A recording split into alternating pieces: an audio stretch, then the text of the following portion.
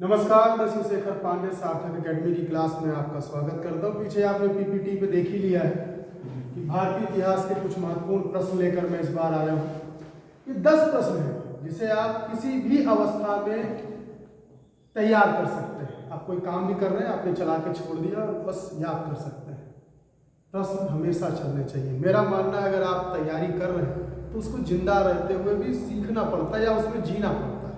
उसी उद्देश्य के साथ ये 10 प्रश्न, ना ज़्यादा समय, बस महत्वपूर्ण 10 प्रश्न आपके लिए लेकर आया। समय भी ज़्यादा नहीं और इम्पोर्टेंट प्रश्न भी आपके सामने से हो जाए। आते हैं पहले प्रश्न की तरफ। पहला प्रश्न आपके सामने है, चित्रकला की मुगल कलम भारतीय लघु चित्रकला की रीढ़ है। देखिए, मुगल चित्रकला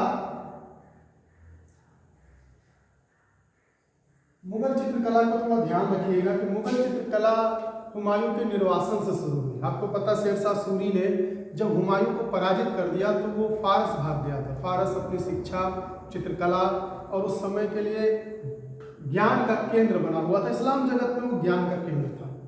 फारस में ही रहते हुए उसने चित्रकला सीखी और वहाँ से अब्दुल समद वगैरह तो 5 चित्रकारों को लेकर वो दोबारा जब भारत आया तो अकबर भी उससे प्रभावित था, चित्रकला की शैली से। अकबर दरअसल कहा यह जाता है कि पढ़ा लिखा नहीं था, तो उसने जो चीजें वो जानना चाहता था वो चित्रकला के माध्यम से जाना।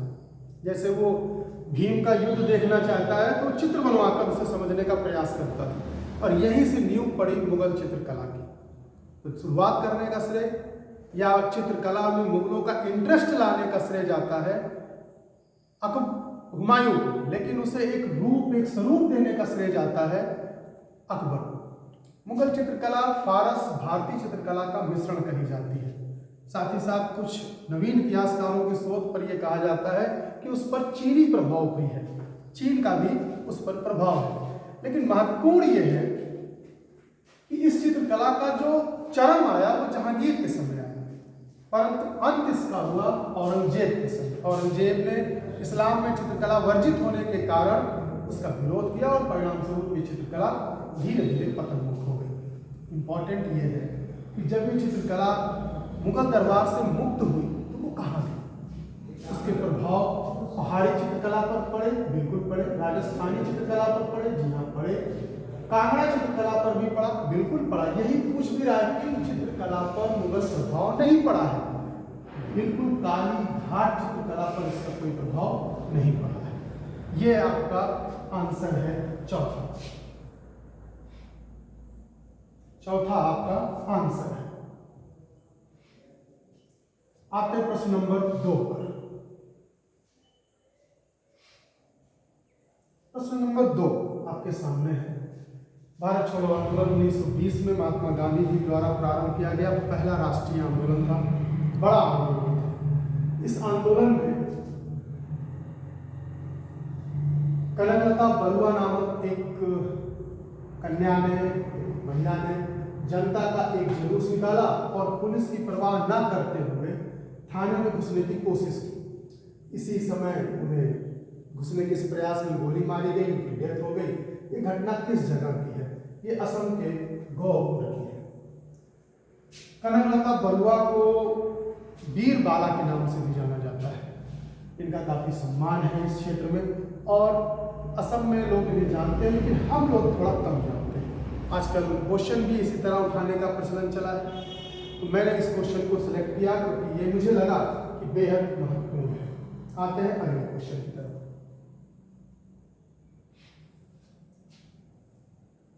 अगला क्वेश्चन, स्वतंत्रता संग्राम में अरुणा आसफ अली किस भूमिगत क्रियाकलाप की प्रमुख महिला संगठक थी?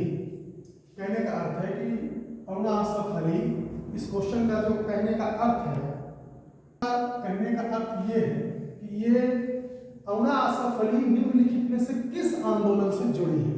समन्वय आंदोलन से, असहयोग आंदोलन से, भारत छोड़ो आंदोलन से या स्वदेशी आंदोलन से? अरुणा आसफ अली का संबंध भारत छोड़ो आंदोलन से है, ये याद रखेंगे। अरुणा आसफ अली का संबंध भारत छोड़ो आंदोलन से। आते हैं अगले महत्वपूर्ण क्वेश्चन की तरफ। ये क्वेश्चन थोड़े सरल है।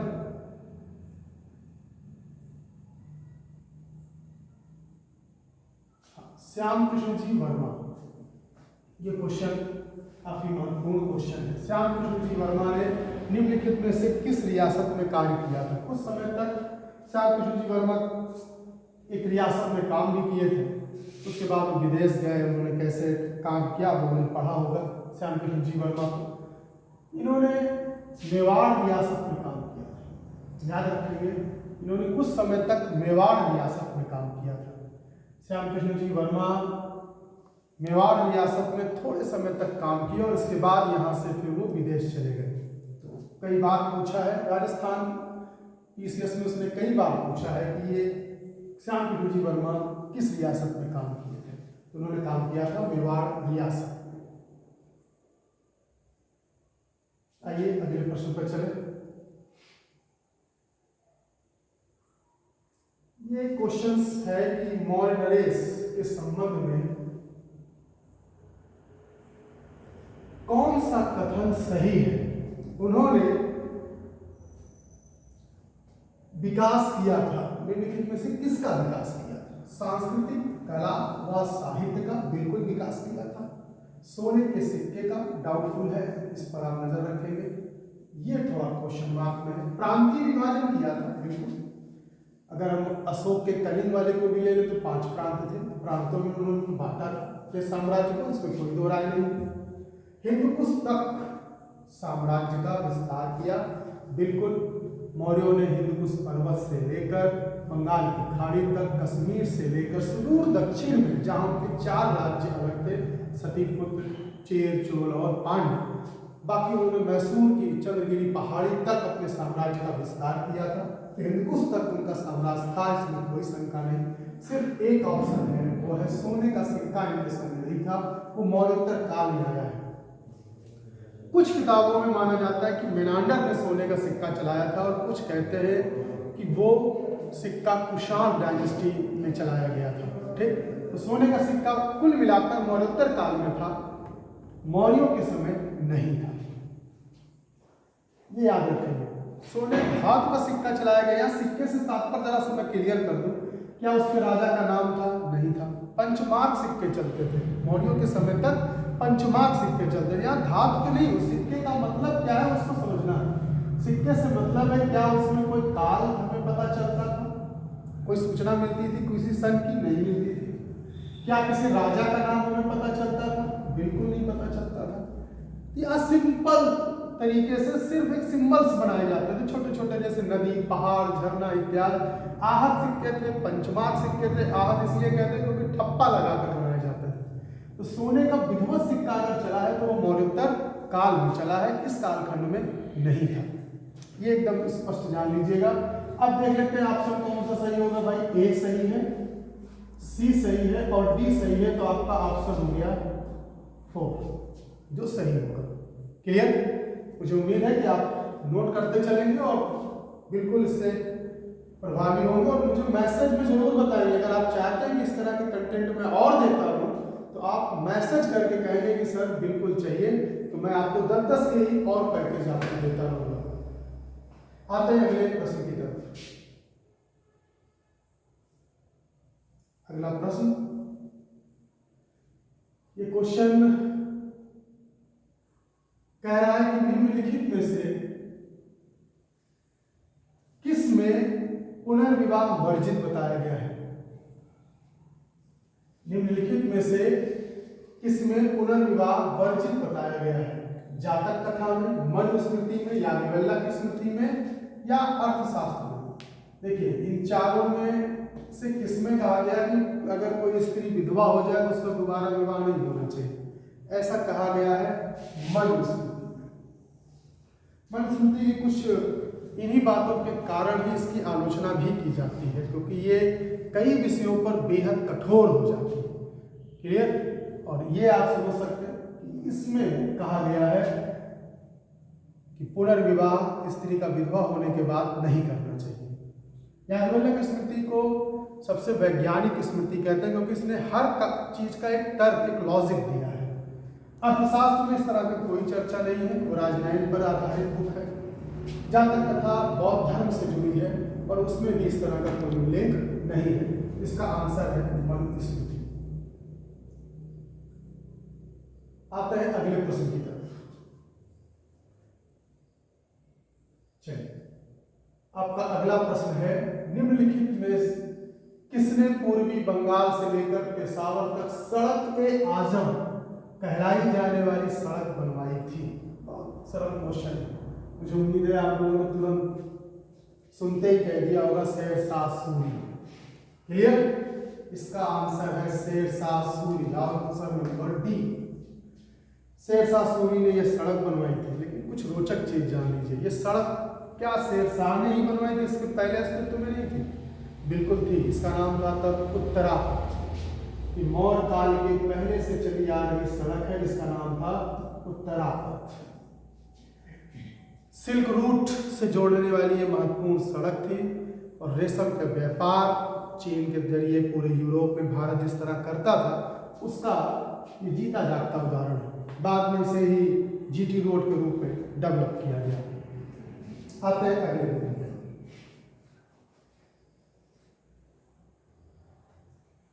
कोटेशन कई बार एग्जाम में पूछी गई, इसलिए मैंने आपके लिए इसे चुना है कि आप इसे जरूर तैयार करें। इस कोटेशन में है कि एक मुट्ठी बाजरे के चक्कर में मैंने अपना साम्राज्य खो दिया है। साम्राज्य को खो दिया, यहाँ वो शब्द गायब हो गया है। खो दिया, खो दिया होता। इस कथन को आप किस मध्यकालीन शासक या शासन से संबंधित मानते हैं? ये कथन मारवाड़ के युद्ध के दौरान शेरशाह ने कहा था। मारवाड़ से लड़ते समय शेरशाह ने कहा था कि अगर ये युद्ध मैं ना जीतता तो एक मुट्ठी बाजरे के चक्कर में पूरा हिंदुस्तान मेरे हाथ से निकल जाता। याद रखिए, शेरशाह की कोटेशन है और मारवाड़ से युद्ध के समय ये लाइन कही है। ये एक बेहतरीन क्वेश्चन है, जरा गौर से समझिएगा। राजपूत स्कूल, मुगल स्कूल और कांगड़ा स्कूल निम्नलिखित में से किस कला की विभिन्न शैलियों को दर्शाया करते हैं? स्कूल का मतलब होता है थॉट्स, एक जैसी सोच। एग्जाम में बहुत पूछे जाते हैं, इंटरव्यू वगैरह में भी पूछ लेते हैं। जैसे आपका विषय इतिहास है तो पूछ लेते हैं आप किस स्कूल को बिलोंग करते हैं। अब स्कूल का मतलब यहाँ अपने पीजी कॉलेज या जो कॉलेज आपके हैं उसका नाम मत बताएं, लेकिन पोस्ट ग्रेजुएट मैंने यहाँ से किया है, ये किया नहीं। वो पूछ रहा है आप किस तरह के इतिहास के थॉट को जोड़ते हैं। आप राष्ट्रवादी विचारधारा से कम्युनिज्म को मानते हैं, सोशल को मानते हैं, किसको मानते हैं, साबर्टन थ्योरी को मानते हैं, ये इंपॉर्टेंट है। यहाँ वो जानना चाहता है कि आप किस स्कूल को फॉलो करते हैं, मतलब किस थॉट को फॉलो करते हैं। देखिए, ये राजपूत, मुगल और कांगड़ा, ये तीनों जहां आ जाते हैं, ये सीधी सी बात है, वो किससे संबंधित है? चित्रकला से। क्लियर? ये तीनों किससे संबंधित है? चित्रकला से। राजपूत में बड़ी ठंडी का चित्र प्रसिद्ध है। मुगल में तो एक लंबी श्रृंखला है चित्रों की, चाहे वो बंगाल का पक्षी हो, बंगाल का पुष्प हो या सारस हो, मजनू और उसका घोड़ा का चित्र हो। कांगड़ा चित्रकला पहाड़ी चित्रकला का प्रतिनिधित्व करती है। ये स्कूल्स ऑफ जो लिखे हैं, ये थॉट्स हैं, ये विचार हैं, एक जैसी चित्रकला को प्रदर्शित करते हैं और ये किससे संबंधित है? चित्रकला से। ऐसे ही हर विषय में कुछ न कुछ स्कूल्स होते हैं, विचारक होते हैं, उनकी अपनी एक शैली होती है। आते हैं अगले पॉइंट पर, आज का अंतिम। भारत सरकार अधिनियम 1935 निम्नलिखित में से किसकी रिपोर्ट पर आधारित था? कुछ चीजें मिस हुई हैं, अगली बार से प्रयास करूंगा कि वो बीच से मिस ना हो। यहाँ पर मिस है अधिनियम।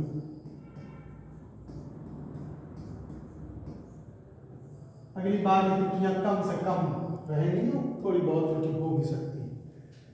भारत सरकार अधिनियम को भारत शासन अधिनियम भी कहते हैं। 1935 निम्नलिखित में से किसकी रिपोर्ट पर आधारित है? कि कॉमन सेंस की बात है, अगर आप लगाएं तो 1935 में यह पारित हुआ और 1928 में साइमन कमीशन आया था। तो साइमन कमीशन की ही रिपोर्ट पर ये तैयार किया। क्लियर? इसके पहले 3 गोलमेज सम्मेलन हुए, साइमन कमीशन की रिपोर्ट, दोनों को देखते हुए एक अधिनियम बनाया गया जिसका नाम था भारत सरकार अधिनियम या भारत शासन अधिनियम 1935। 2 चीजें याद रखेंगे, इसमें एक चीज नहीं है ऑप्शन में, इसलिए मैंने उसको छोड़ दिया है। तीनों गोलमेज सम्मेलन से भी जो निष्कर्ष अंग्रेजों को मिले उनको भी शामिल किया गया। क्लियर? मुझे उम्मीद है कि आपने आज इन 10 क्वेश्चंस को एंजॉय किया होगा, मजा लिया होगा और तैयार भी करेंगे। एक छोटी सी सूचना आपके लिए है, हम लोग और हमारी टीम लगातार प्रयास कर रही है कि आपको गुणवत्तापूर्ण तथ्य आपको अवेलेबल कराए जाएं जो एग्जाम में सहायता करें। साथ ही साथ हम लोग आरओ की एक बैच तैयार कर रहे हैं जिसमें एक बैच 20 बच्चों की तैयार हो चुकी है। उनके लिए आज 5 तारीख से हम लोगों ने शुरुआत कर दी है। उम्मीद करते हैं कि अगले 20 बच्चों में आपका भी नाम होगा, जिससे हम लोग आपको बेहतर रिजल्ट दे सकें। हम लोगों का पूरा प्रयास है कि 20-20 के ग्रुप में एक अच्छी निगरानी के साथ तैयारी कराएं और आपको रिजल्ट देने लायक बना सकें। तो अगर आप चाहते हैं कि उस 20 के ग्रुप में आप भी शामिल हों तो मुझसे संपर्क कर सकते हैं और मेरे व्हाट्सएप नंबर पर आप मैसेज कर सकते हैं। आप अपना नाम और आरओ लिख कर छोड़ देंगे, हमारी टीम आपसे संपर्क कर लेगी। आपको उसी जो भी व्हाट्सएप चलाते हैं उसी से एक मैसेज अपना नाम लिखकर और आरओ कोर्स लिखकर डाल दीजिए। आपको पूरी डिटेल उसमें आपको बता दी जाएगी कैसे क्या करना है। इतना मैं जरूर बता दूं कि काफ़ी चीपेस्ट है, लेकिन मेहनत आपसे ज़्यादा से ज़्यादा कराई जाएगी। इसलिए इस नंबर को जरूर याद रखेंगे और आप मुझसे इस पर संपर्क कर सकते हैं। मेरा साथ देने के लिए और इस वीडियो में पूरा बने रहने के लिए बहुत बहुत धन्यवाद, आभार।